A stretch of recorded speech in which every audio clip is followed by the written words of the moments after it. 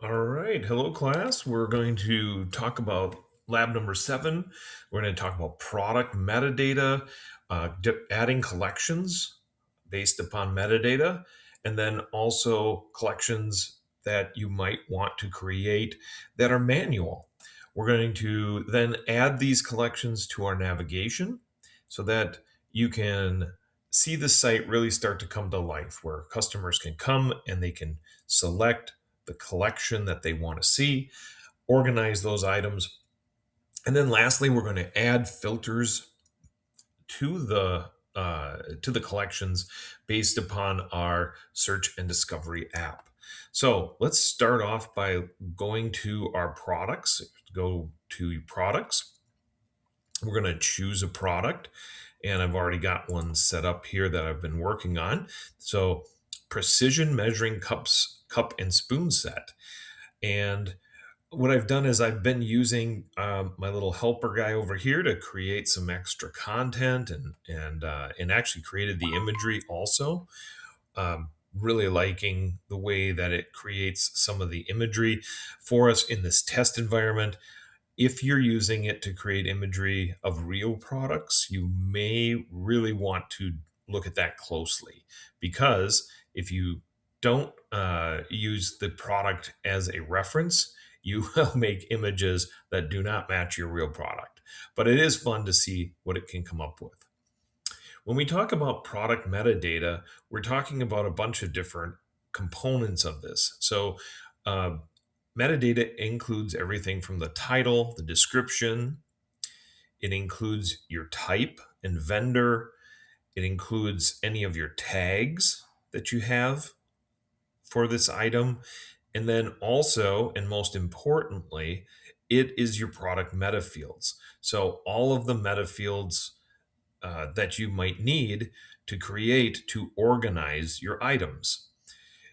Let's start in with just looking at the meta field. So I've created two different meta fields, and I think we went over this before, but this is type, and I have a selection. So I have auto, sporting goods, kitchen, bath, and appliances. So different areas of products, and I want to keep them very at a very high level. So for example, in kitchen is the top level of type. If I wanted to add another meta field, I could call a meta field kitchen, and then inside of kitchen I could have a selection of things like pots, pans, knives, utensils, uh, gadgets, and so on and so forth. And so remember that each level of your meta field should be at the highest, and the selection should only be the next level. Otherwise, you would see that your kitchen gadgets would be kind of commingled with all the other kitchen items. And that would present a very big filter with lots of different options, and you would be selecting kitchen gadgets and see sporting goods as an option also. So think of this as like the top level. So my type is my top level. If I want to create an additional level, I would create a kitchen meta field with options underneath that. Then, because my products are all 3D printed, the material that they're printed with is another meta field. Because some people might say, oh, I want products printed in carbon fiber, or I want metal products, I want ABS products, so on and so forth, that we have that as a selectable option also. Because I was just explaining about the kitchen, I'm going to go ahead and we're going to create a kitchen product meta field. So it's a subset of type. It would be kitchen. And then what options might be in there? So we're going to go to our settings, go to meta fields, products. I'm going to add a definition. In this one, I'm going to type kitchen. And a list of values. And a choice list, single line text, choice list. So then I'm going to add my choices in here. Go down to validation, I'm going to add an item, and I'm going to call this one um, pots and pans. Add an item, utensils. I'm not sure if that's spelled right. Gadgets.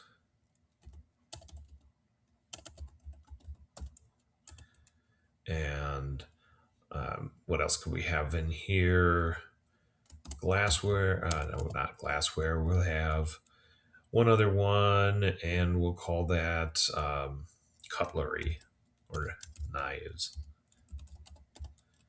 Being able to print in metal, we could probably do some knives. All right, so we've got a bunch of different things here. We do want to turn these on as a use as a condition in smart collections, and then also being able to use those as a filter. And so here we go. We're going to save that one.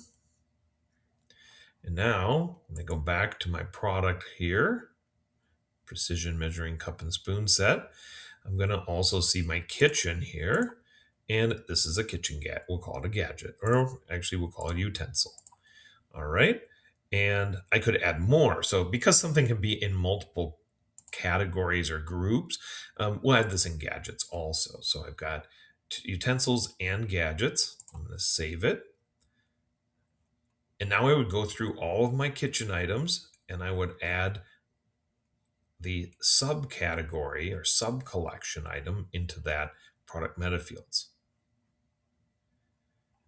All right, so that's super important that we do this to categorize our items and to make sure that they have the correct description in the meta field, because we're going to be creating collections from these meta fields. Another part of product metadata is, of course, for search engine optimization. And don't confuse the two, but it is data about the product. And since we're talking about that right now, we're putting our product meta fields in, which tell us that the product is a kitchen item, it's made of nylon, and it's a utensil or a gadget. It's, we're telling the internet more and more and more about this product so that it could find it if somebody is searching for something. So imagine somebody is searching for a nylon kitchen gadget measuring cup and spoon set. That's kind of what we want to come up for, because that's what this is. So we also not only want to have this information in our title and our description, but we want to adjust our search engine listing to best suit this item. And so, for example, let's go to Google and we search for measuring cups and spoon set. And if you see Chef's Corner store, measuring cups and measuring spoons, we carry measuring cups and measuring spoons from all different types of brands. And it has this high store rating. It prices are between $7 and $100 for you to. Lots of great information here. So you go down, Crate and Barrel. Now these are all collections. So these would be collections made for measuring cups and spoons, not a specific one, but collections. Whereas Amazon here is saying, out of all of our measuring cups and spoons, this is the one that's coming up, is the Farberware Kitchen Basics measuring spoon cup and spoon set. And so all of this information that's being sent here is metadata from the product pages, the collection pages, so on and so forth. And so we're going to go back to our item here. And this is really a great time for you to, do two things. One, come up and see what you think the best page title, the best meta description would be for your product that you're creating. And then also maybe use your AI to help you. And so here's what I put in. Create an SEO optimized description for this collection. Then create a meta title. Oh, wait, I'm sorry. I didn't do it for this. This is for the collection. We'll get back to this. But for your products, definitely do the same thing. Create an SEO optimized description for this product. Create a meta title that's best possible option for this and then adjust the meta description for the best possible click through results. Uh, this one was from the collection, which we'll get back to, but I want you to do this for the product also and see how it differs from what you thought the best meta description and page title is. Now, there's only one way to know which one was right, and that's to test it.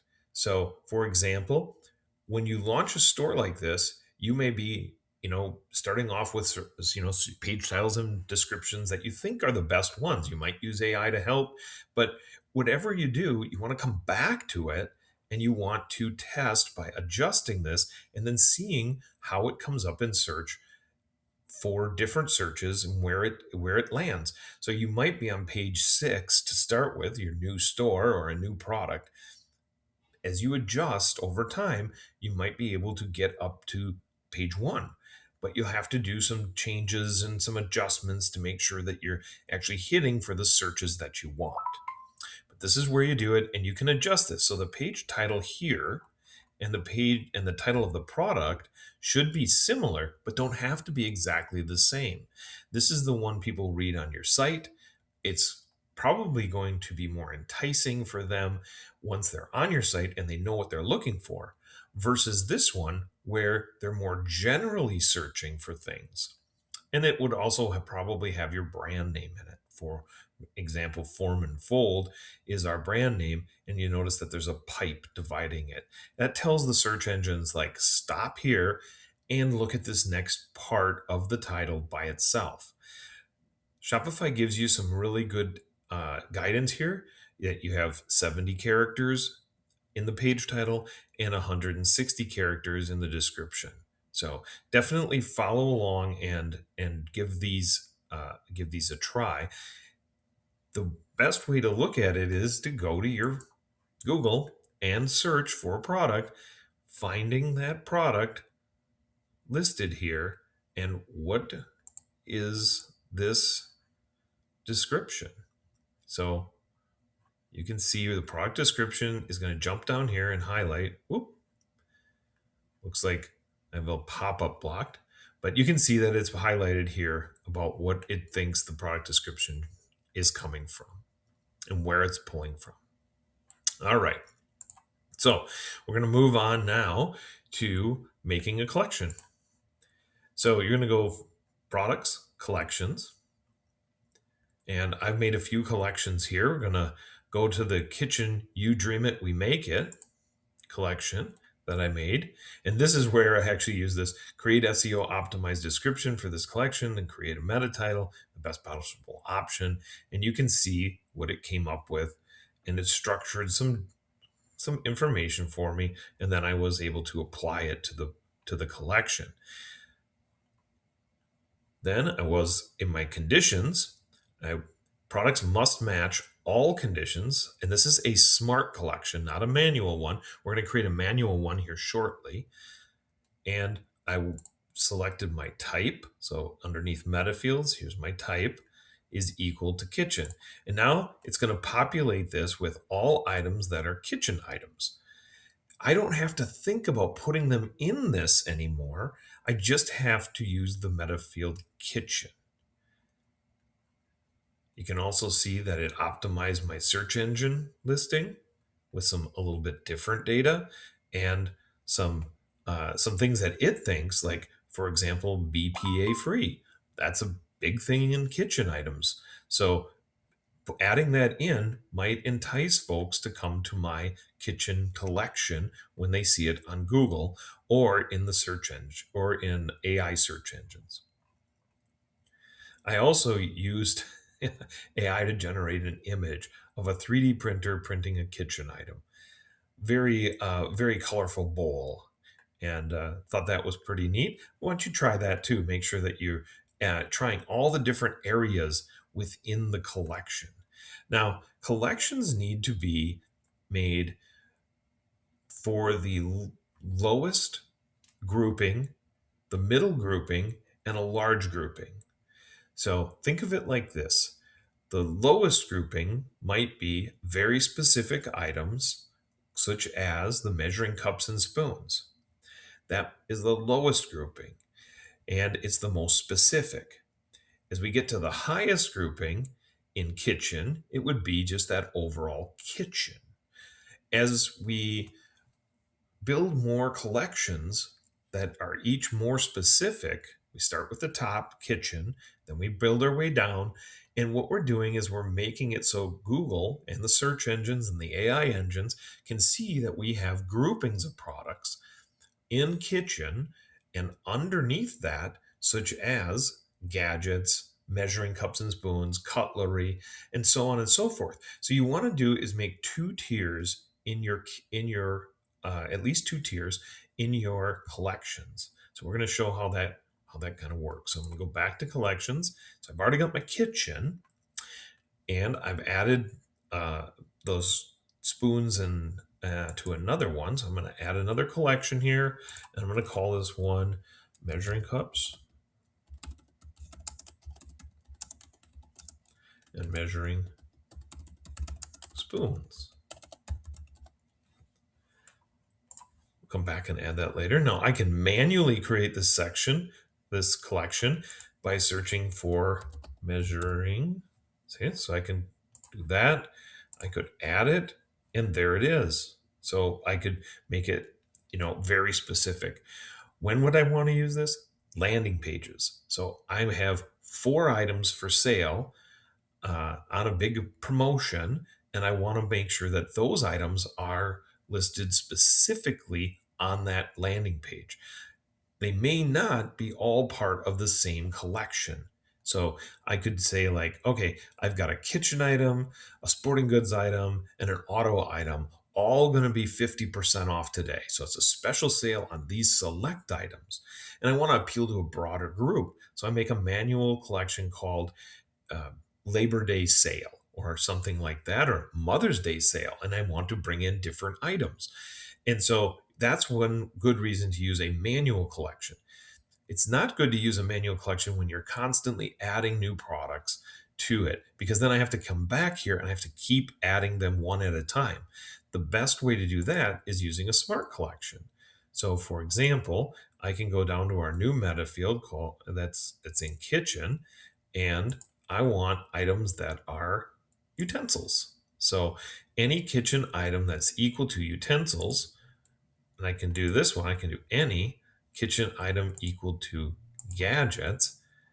Okay, so I can add more groupings in here.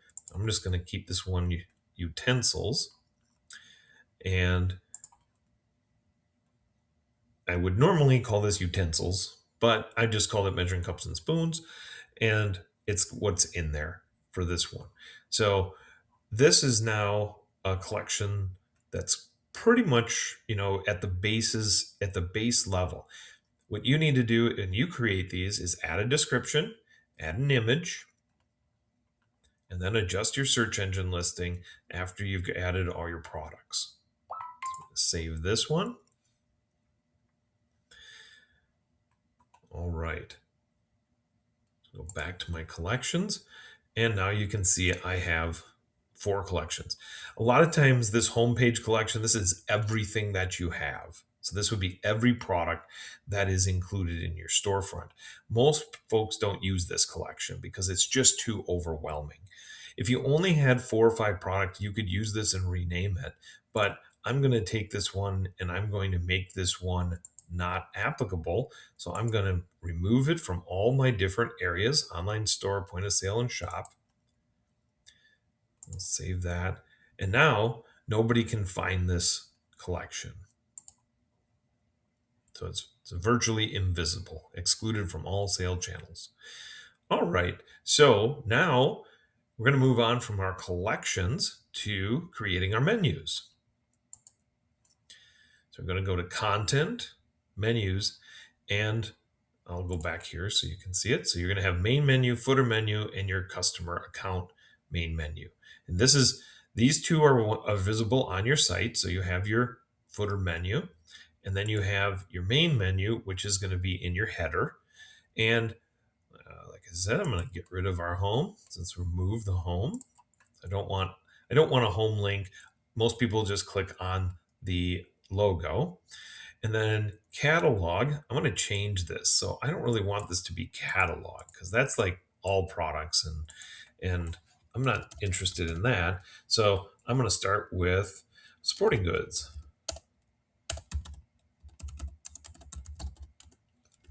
Then I'm going to find my collection. I'm going to go to sporting goods, click this. And now I've changed that menu item to sporting goods. I'm going to add a menu item called kitchen.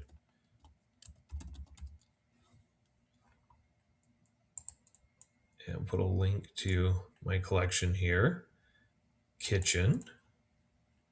Now you can filter the collection with tags, but I would not do this at this time. Your collection, you don't have enough information to really go about that. So I'm going to add another one here, and we're going to call it measuring utensils.